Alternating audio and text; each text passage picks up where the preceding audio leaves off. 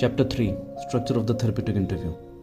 There are overlapping stages across the course of the therapy regardless of the nature of the patient, the presenting problem, and the duration of the treatment. How long we stay with any given stage depends on the need of the client and the progress that we make across the course of therapy.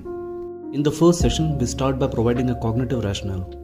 In this, we inquire about how patients think they came to be depressed, and then we introduce the cognitive model as a possible alternative explanation.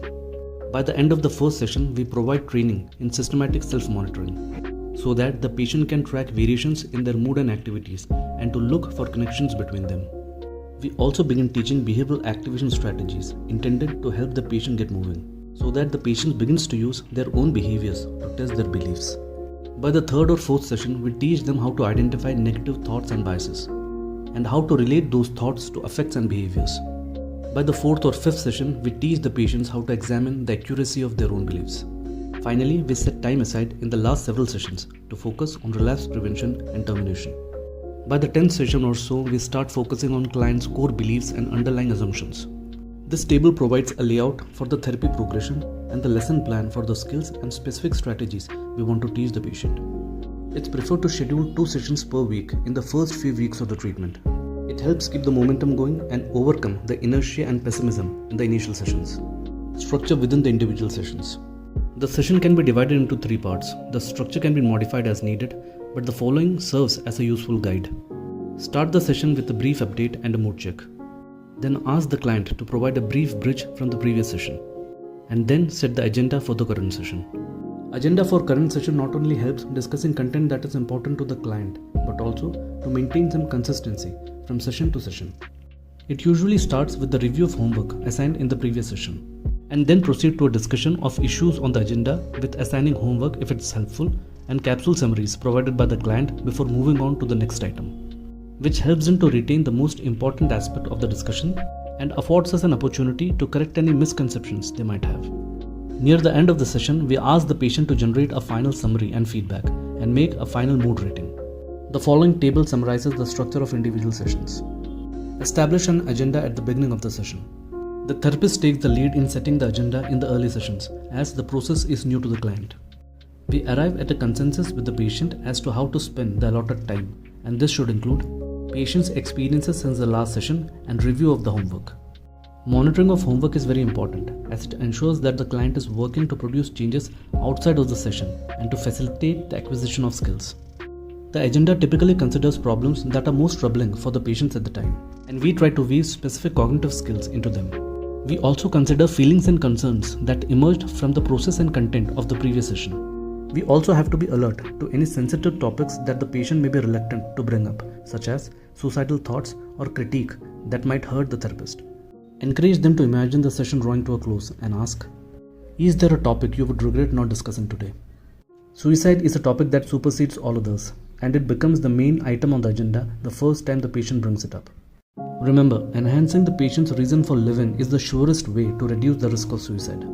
Finally, the agenda should be fluid. If a topic emerges during the session that appears to be more important than an item on the agenda, it should be slotted in. Provide and encourage capsule summaries. Capsule summaries should be made after each point covered on the agenda. It takes little time and helps determine how well patients understand the key points. It helps solidify learning and allows an opportunity to correct any misconceptions. For example, you can ask, to make sure we understand each other, I wonder if you tell me what you make of what you just heard. Or, what are you taking away from today's session? Elicit feedback from the patient. Always stay attuned to patients' reactions through their non-verbal behavior as well as what they say. We begin to elicit feedback from the first session itself. For example, how does that sound to you? Or, would you be able to tell me if you disagreed? At the beginning of each subsequent session, ask about the last homework assignment and the previous session. And from time to time, seek overall feedback by encouraging patients to express their perception of and feelings about the therapy itself and you as the therapist. From the very first session, broach the issue as, now that we have discussed your emotional distress and negative thoughts, it is important to be aware that the same sort of negative reactions may occur in the therapy itself. I will never do so intentionally, but I might say things that rub you the wrong way or leave you feeling hurt or insulted. Since I cannot read your mind and has no way of knowing that it has happened, I'll rely on you to tell me. Is that something you can do? Ask the clients to role-play just such a scenario, pretending to take offense at something we have said as a form of practice. On the other extreme, some might shoot straight in a way that can take us aback. For example, they might say, "You talk too much and you do not give me a chance to say what's on my mind."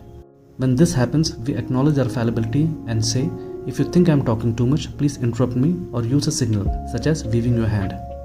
This not only facilitates the working relationship, but it also spurs the patient to assert themselves, an antidote to the sense of powerlessness. Specific guidelines for the therapist. Acknowledge the patient's personal paradigm. Always remember, the depressed patient's personal worldviews, their negative ideas and beliefs, seems reasonable and plausible to them. This confirmation bias is not unique to depression, but in depression, it drives negative affect and interferes with effective coping behaviors. Therefore, when the patient is presented with evidence that plainly disconfirms this, his negative paradigm can be undermined or modified, and a shift in perspective can take place. Two sources of data are usually noted. First, past events that patient believes substantiate their negative ideas. And second, present events that further support these beliefs. This source is more important, as misinterpretation of these can be readily corrected, as they are recent and ongoing. Adjust the level of activity and structuring the patient's needs. Depressed patients are often poor at both defining and solving their problems. They often report that they feel helpless or overwhelmed. Severely depressed or at the beginning of the therapy, patient often answers questions with only one or two words or with a single sentence. The therapist needs to be very active in these cases. Crisis intervention counselor is a good model in such cases. In this, we ask short, simple, concrete questions that require only a brief response. Some patients are so depressed that they are nearly mute. With such patients, we typically carry both sides of the conversation. That is, verbalizing the kinds of automatic negative thoughts often present in depression and asking the patient to use simple hand signals to indicate whether we are on track. As the depression lifts, the therapist becomes less active and encourages the patient to take the lead in their own treatment. For example, ask to identify a theme in the cognitions they report or to identify the unstated assumptions operative in a specific situation. We must judge from experience to allow the patients enough time to answer the question, but also wise to avoid having the silence drag on for more than half a minute. The degree of activity and structuring can either be overdone or underdone. On one hand, the patient might think the therapist knows what she is doing and knows how to help me. And on the other hand, he might think the therapist is manipulative and is not interested in what I want, think or feel. And thus, the therapist requires exquisite sensitivity to patients' needs and reactions. A simple rule of thumb is that if we utter more than 4 sentences without hearing from the patient, we have said too much. If we have information to pass on, convey it in a sentence or two at a time, and then stopping to ask the patient what they understand. Employ questioning as a major therapeutic device. Remember, the process in cognitive therapy is not to persuade the client to believe what we believe, but rather to explore the accuracy of patients' beliefs in light of their own experience. And therefore, most of the verbalizations we make as cognitive therapists take the form of a question. But general, abstract and vague questions often produce similarly vague responses, removed from the hard data of cognitions and interpreted in a negative manner. Socratic questioning is well-timed, carefully phrased series of questions that can help the patient isolate, consider and raise doubt regarding specific issues, decisions and beliefs. It helps the therapist to assess patient's response and generate methods of solving problems and thus slowly transforming rigid views into tentative hypotheses. The final goal is that with time and practice, the patient begins to ask themselves these same types of questions. And this type of internal dialogue becomes second nature, a habitual way of thinking. Few things to keep in mind while using Socratic questioning. Don't let the patients feel as if they are being cross-examined or tagged, or that questions are being used to trap them into contradicting themselves. In Columbo, a 1970s US television series, the actor Peter Falk played the titular detective, whose interrogatory style models this process extremely well. I myself checked out the series, mostly out of curiosity, and now I am hooked. I am currently on season 5, and the questioning style mentioned above is truly amazing. They are usually short, precise and straightforward, and could be answered either as yes-no or in a short statement. The tone is conversational and the questions open-ended. They always convey a sense of genuine wonderment or puzzlement at the part of the detective, and that the trivial answer would help him get a better understanding of the matter at hand. If you can find the time, I highly recommend it. Formulate and test concrete hypotheses. These questions are designed to elicit data that can help the patient test their current hypothesis. Modify hypotheses that appear to be insufficient, discard hypotheses that appear to miss the mark, and derive new hypotheses that can be tested further. Based on patients' responses, try to construct a model that accounts for the patterns of belief, emotions, and behavior. We then ask the patient to try it on to elicit their opinion about the model we constructed with their help. Who then tests the hypothesis outside the therapy session, This process of mapping out the belief system is referred to as cognitive conceptualization. We then work together to come up with ways to test clients' hypothesis. For example, Hypothesis 1. My automatic response to any encounter with another person is, does he like me or not? Test. Observe how frequently I wonder about other people's reaction to me. Hypothesis 2. I'm depressed. My expectations and interpretations are mostly negative. Test. Keep track of how many negative expectations and interpretations I have this week. Hypothesis 3. I tend to read evaluation, especially criticism, into other people's reactions when there is no information at all for making such a judgment, or when there is no reason for them to have any reaction to me at all. Test. After each encounter, ask myself, did I feel hurt or think I was rejected? Is there any evidence that the other person even noticed me? If he did notice me, is there any evidence that his reaction was anything but neutral? If these hypotheses are confirmed, the groundwork is laid for the formulation of patient's underlying assumptions, which are nothing more than beliefs that can be tested. Some of the underlying assumptions in the above cases might be, it is crucial to my happiness to be well liked by everybody, or my self-worth as a person depends on how other people regard me, or that people are judging me all the time. Involve significant others. Family members or friends can be involved in a session or two to get a more complete picture of patient's circumstances, symptoms, and level of functioning. They can also help to reinforce the therapeutic regime.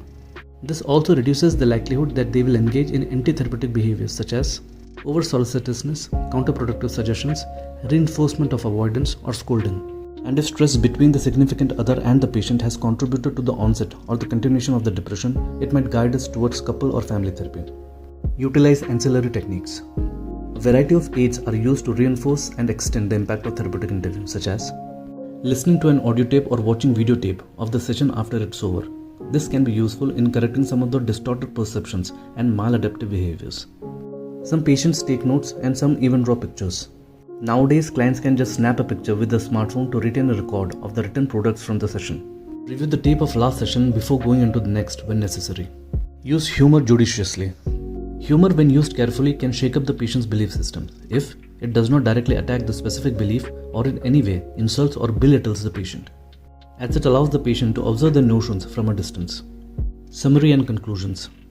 Cognitive therapy is an inherently flexible yet structured intervention. The treatment tends to follow the same progression, moving from behavioral activation to specific beliefs to underlying schema.